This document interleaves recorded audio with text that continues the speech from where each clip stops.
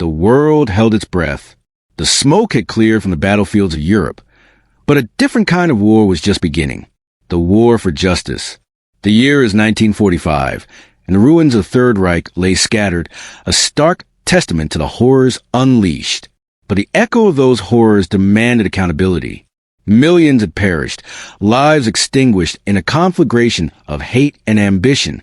And now, the architects of this destruction, the men who sat at Hitler's right hand, were to face the judgment of the world. Figures like Hermann Göring, Rudolf Hess, and Joachim von Ribbentrop were brought before the International Military Tribunal in Nuremberg, a city that would forever be synonymous with justice and retribution.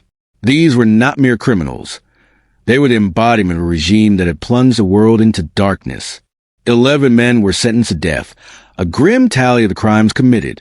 But history, as it often does, took unexpected turns. Only 10 of those sentences were carried out, due in part to the infamously, let's say, variable executioner John C. Woods, whose methods have been questioned for decades. And then, there were those who, through legal ingenuity, timely demise, or sheer unsettling luck, managed to escape the hangman's noose. Today, we delve into their stories, exploring the complex tapestry of fate, justice, and the lingering shadows of a world at war. Join me as we uncover the fascinating and sometimes disturbing fates of the Nuremberg Nazis who walked away. To truly understand the outcomes of the Nuremberg trials, we must first grasp the legal framework. The defendants faced 4 core charges: conspiracy to commit crimes, crimes against peace, war crimes, and crimes against humanity. Some were charged with all 4, others with a selection, depending on their roles within the Nazi hierarchy. And let's begin with a particularly enigmatic case: Martin Bormann. Bormann, Hitler's personal secretary and a man of immense power behind the scenes, was tried in absentia. He wasn't physically present in the courtroom. His disappearance in the chaotic final days of Berlin and the later discovery of his skeletal remains remains a topic of intense debate. Was he killed in the city's ruins? Did he escape to South America, as some conspiracy theories suggest?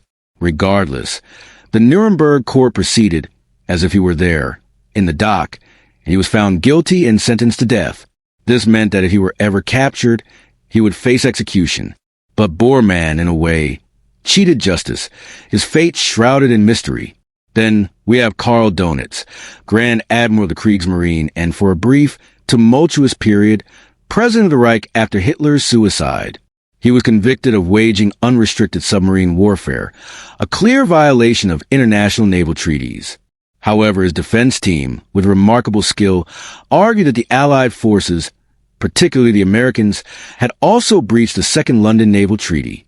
This legal maneuvering, this highlighting of Allied actions, created a crucial point of contention.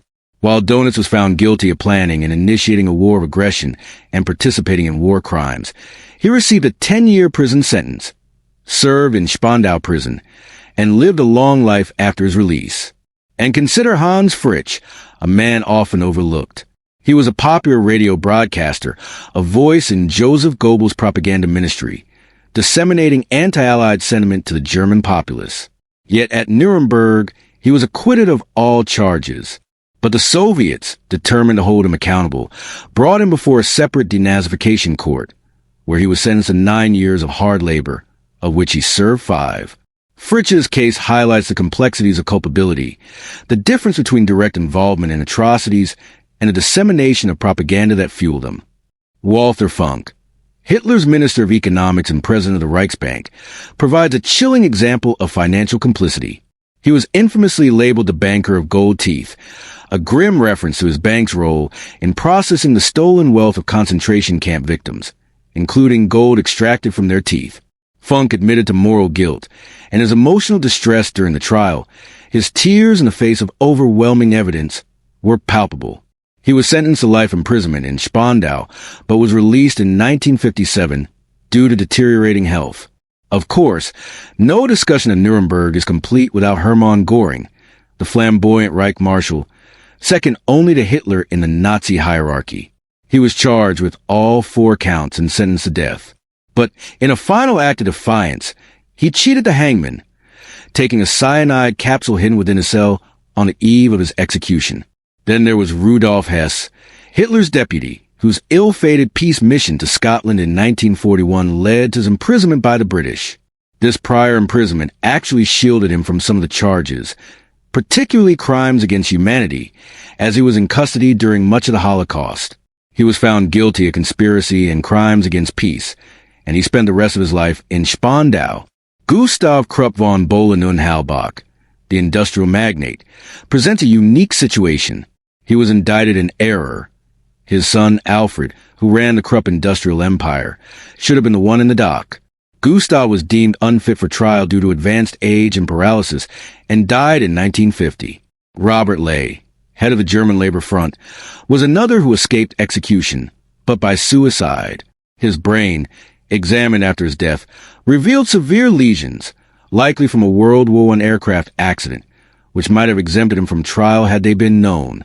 Konstantin von Neurath, the former foreign minister, was sentenced to 15 years, but released early due to a heart attack.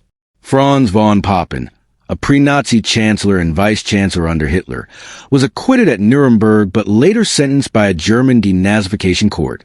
Erich Raeder, Grand Admiral of the Kriegsmarine, received a life sentence.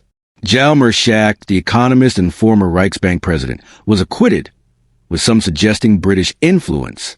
Baldur von Schirach, head of the Hitler Youth, was sentenced to 20 years, expressing remorse for his role in indoctrinating young Germans. And then there's Albert Speer, Hitler's architect and Minister of Armaments, a man who carefully crafted his image during the trial. He apologized for the party's crimes, but selectively, avoiding direct self-incrimination. He admitted to using slave labor and even claimed he considered assassinating Hitler, a dramatic claim that drew both laughter and skepticism. He somehow convinced one judge to spare him execution and 4 to give him a prison sentence. He served 20 years. However, later evidence revealed his involvement in the construction of concentration camp facilities, information that would have likely condemned him to death had it been presented at the trial. So, these are the stories of the men who escaped the hangman's noose, each with their own unique twist of fate. They remind us that justice, even in its most determined form, is often nuanced and complex. The Nuremberg trials, while a landmark moment in international law, also reveal the human element, the quirks of circumstance, and the enduring questions of culpability. Thank you for joining me on this journey through the Nuremberg trials and the fates of those who escaped the gallows. If you found this exploration of history insightful, please subscribe and share this video. Remember, history is not just a collection of dates and facts. It's a mosaic of human stories, each with its own lessons and reflections.